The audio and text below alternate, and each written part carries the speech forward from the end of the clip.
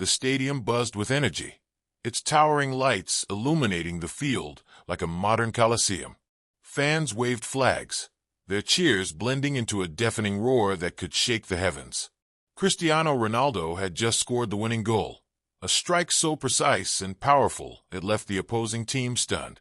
As the final whistle blew, the crowd erupted into a frenzy, chanting his name like a hymn. Yet, in the midst of the euphoria, there was a small figure who didn't join the shouting. Emma stood near the barrier, separating the players from the crowd, her small hands clutching a sign she had made herself. The edges of the cardboard were frayed, her handwriting a little crooked, but the words were unmistakable. Cristiano, what is the purpose of life? Emma's heart pounded as she watched Cristiano jog toward the sidelines. Her legs felt wobbly, her breath shallow. Security guards stood nearby, casting skeptical glances her way. But something about her quiet determination drew attention, not from the guards, but from Cristiano himself. The superstar slowed his pace, his gaze falling on the sign. His brow furrowed for a moment, then softened. He gestured toward her, signaling the guards to let her through. As Emma stepped onto the field, the crowd hushed. A girl with a sign had just stopped one of the world's most celebrated athletes in his tracks. Emma wasn't supposed to be here. Just 3 weeks ago, her doctors had told her parents she needed another surgery, the fourth in as many years. Born with a congenital heart defect, Emma's life had been defined by hospital stays and a carousel of treatments. Each scar on her chest told a story of survival, but it also served as a reminder of the fragility of her existence. Her parents, Sarah and Michael, had done everything to make life as normal as possible for her. They celebrated every birthday with enthusiasm, filled her room with books and posters of her favorite players, and encouraged her to dream big despite her limitations. But Emma had begun to lose hope. At just 12 years old, she had started asking questions that no child should have to wrestle with. Why me? Why is my life so hard? What's the point of it all? Her once bright spirit seemed dimmer, her laughter less frequent. It was during one of her quiet moments, flipping through a scrapbook of newspaper clippings about Cristiano Ronaldo, that Emma found a spark. Cristiano wasn't just a footballer to her. He was a symbol of resilience. From growing up in a poor neighborhood in Madeira to becoming a global icon, his story resonated deeply with her. When Emma's parents surprised her with tickets to the game, she made her plan. If she could just ask Cristiano one question, what is the purpose of life? Maybe she could find her own answer. As Emma stood before Cristiano, her hands trembled. The stadium, moments ago a cacophony of noise, now felt eerily silent. The cameras zoomed in on the unlikely scene, a young girl and one of the world's most famous athletes, locked in an unscripted exchange. Emma's voice wavered as she spoke. "Mr. Ronaldo," she began, her words barely audible over the murmurs of the crowd, "I've always admired how strong you are. But how do you find purpose in life when things get really hard?" Cristiano knelt, bringing himself to her eye level. He looked at her not as a fan or a stranger, but as someone who carried a weight he recognized. "That's a very brave question," he said, his voice warm but steady.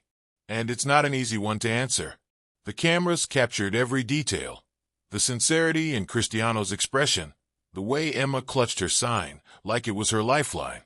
The crowd, sensing the gravity of the moment, grew still. Cristiano glanced at the sign again, then at Emma. "You know," he said, "there was a time in my life when I asked myself the same thing." He paused, his gaze distant as he revisited memories he rarely shared in public. "I grew up in Madeira, in a small house with my parents and 3 siblings. We didn't have much. My father worked hard, but he had his struggles. He drank a lot. It was hard on all of us." Emma listened intently, her eyes wide. "There were days," Cristiano continued, "when I wondered why life was so unfair. Why some people had everything, and we had so little. But then something changed." Cristiano's voice took on a new intensity. "One day, my mother told me, 'Cristiano, life isn't fair, but it's not about fairness. It's about what you do with the life you have.'" Those words stayed with me. He looked directly at Emma. "I decided I would work harder than anyone else. I practiced every day, even when I was tired, even when people said I wasn't good enough. And when I got my first break, I promised myself I would never forget where I came from. Cristiano smiled gently. But you know what I've learned over the years? Purpose isn't just about success or trophies. It's about the love we give and the love we receive. It's about using our struggles to make us stronger and to help others. Emma's lips quivered, and tears began to form in her eyes. But what if it's too hard? She whispered. What if you feel like you can't go on? Cristiano's expression softened further. Then you remember this. Every time you keep going, even when it's hard, you inspire someone else. You give them hope. Emma, just by being here, by asking this question, you've inspired me. And I know you'll inspire so many others. The crowd, moved by his words, began to applaud. But Cristiano wasn't finished. He stood, removing his jersey and handing it to Emma. This is for you, he said, his voice firm but kind. A reminder that you are stronger than you think, and that your life has a purpose, because it touches others in ways you might never know. Emma clutched the jersey, tears streaming down her face. Cristiano turned to the cameras, his voice booming. Let's show Emma how much she means to us. Let's give her the love and support she deserves. The stadium erupted into cheers. Strangers began chanting Emma's name, their voices blending into a chorus of encouragement. Fans reached out, offering hugs and high fives as she made her way back to her parents. For Emma, the moment was overwhelming, but in the best way possible.